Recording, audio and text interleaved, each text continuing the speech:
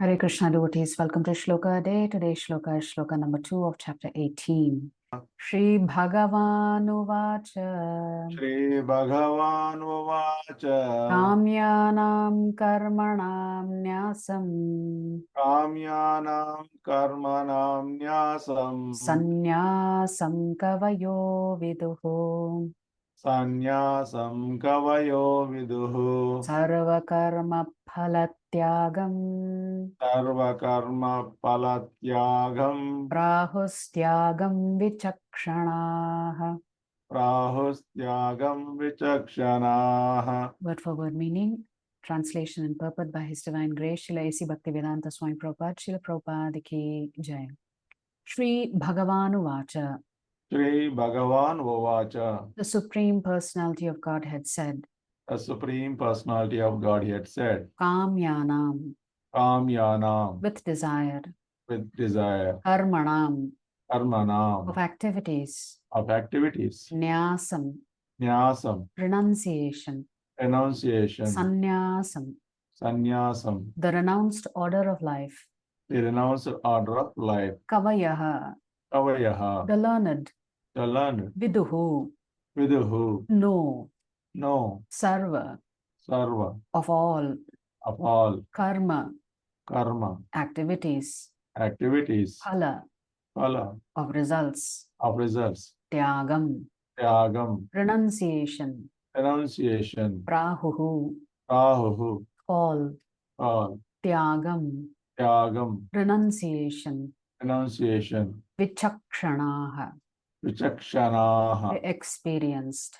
the experience. Translation, the Supreme Personality of Godhead said, The Supreme Personality of Godhead said, the giving up of activities the giving up of activities that are based on material desire that are based on material desire is what great learned men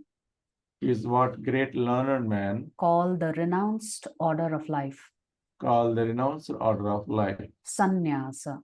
Sannyasa. And giving up the results of all activities And giving up of the results of all activities is what the wise call renunciation. Tyaga. So in the purport, Prabhupada writes, the performance of activities for results has to be given up. This is the instruction of Bhagavad Gita. But activities leading to advanced spiritual knowledge are not to be given up. This will be made clear in the next verses. In the Vedic literature, there are many prescriptions of methods for performing sacrifice for some particular purpose. There are certain sacrifices to perform to attain a good sun or to attain elevation to the higher planets, but sacrifices prompted by desires should be stopped. However, sacrifice for the purification of one's heart or for advancement in the spiritual science should not be given up. So in response to Arjuna's question as to the difference between what is Tyaga and what is Sannyasa, the Lord has responded that Tyaga is renunciation of the results of all activities, in the sense that you are not attached to the results, nor are you attached to the activities.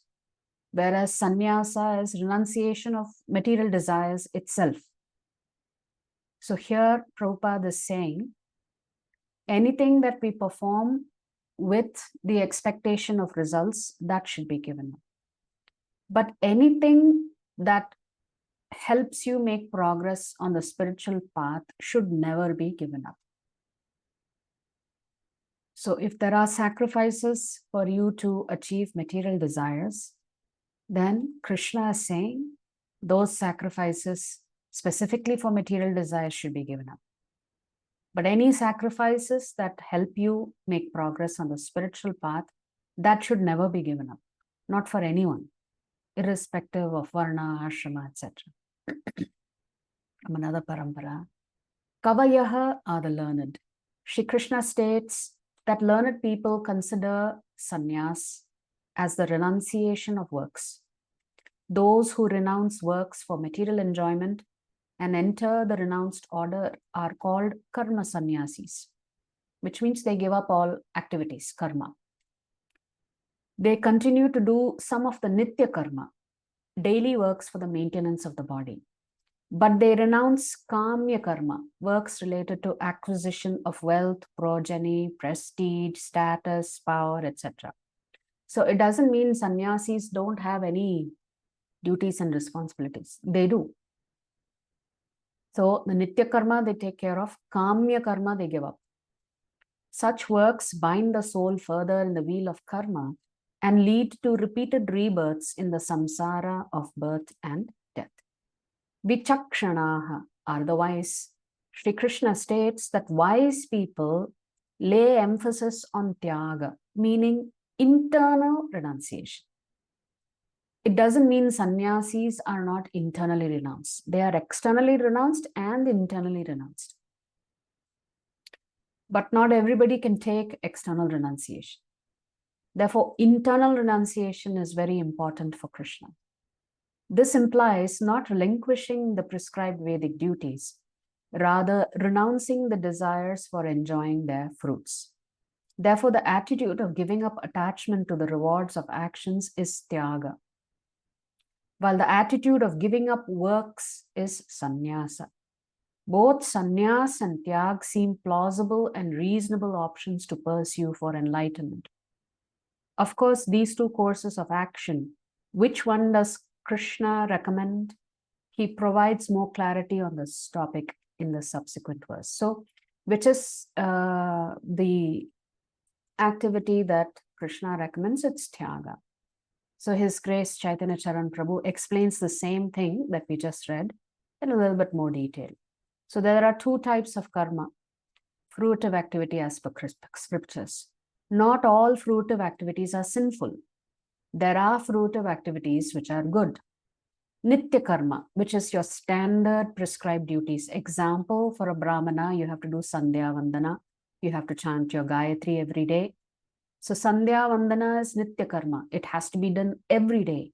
And it is a lifelong duty that a Brahmana performs. Then there is Kamya karma. That karma which is done to fulfill a particular kama. Example, Putra Kameshti Yajna.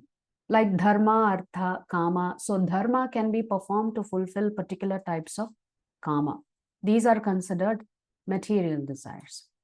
Then there is sannyasa. Sannyasis give up kamya karma, but they do not give up nitya karma.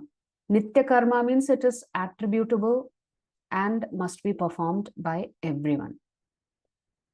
Kamya karma is performed by those who have material desires. So, kamyanam karmanam nyasam sannyasam kavayo viduhu. So, sannyasis give up all material desires and give up doing anything to fulfill those desires. Right? So, physically, mentally, and through their speech, they give up everything. Tyaga. The tyagis do both nitya karma and kamya karma, but without attachment. So it is not that the tyagis have given up even kamya karma. Sarva karma phalatyagam prahustyagam vichakshanaha. And what is tyaga? Sarva karma phalatyagam. That means Krishna defines tyaga more as not just renunciation of action, but renunciation of attachment in action. So when one is attached, when one is not attached, one is called a tyagi. So to clarify that, one last paragraph. So one has to give up a particular kind of karma. The other is to do karma, but to do it without attachment. So the sannyasis give up kamya karma, but the tyagis don't give up any karma, but whatever they do it without attachment. Sannyasis give up kamya karma, but those who are not sannyasis and those who have a spirit of tyaga, they may do kamya karma also, but they don't do it for the sake of material desire. They do it for the sake of spiritual achievement, for the sake of purification, for the sake of realization, for the sake ultimately for liberation. So that is how we understand the difference between who is a Tyagi and who is a Sannyasi. So Sannyasis, all of us cannot take up that ashram. Of course, we can take it up if we live to a ripe old age and you're done with your grahastha life, you can do vanaprastha and then sannyasi. But anyway, sannyas is not recommended in Kali Yuga. Therefore, Tyaga is the best route for all grahasthas. That way, you can still live a grahastha life, do all your activities, but do it without attachment. Attachment to the results. You're doing it strictly for spiritual progress, not for material benefits. If you like our videos, please subscribe to our channel and turn on the bell notification. If you'd like to join our classes every day, please check the details in the description section of this video. We look forward to serving you.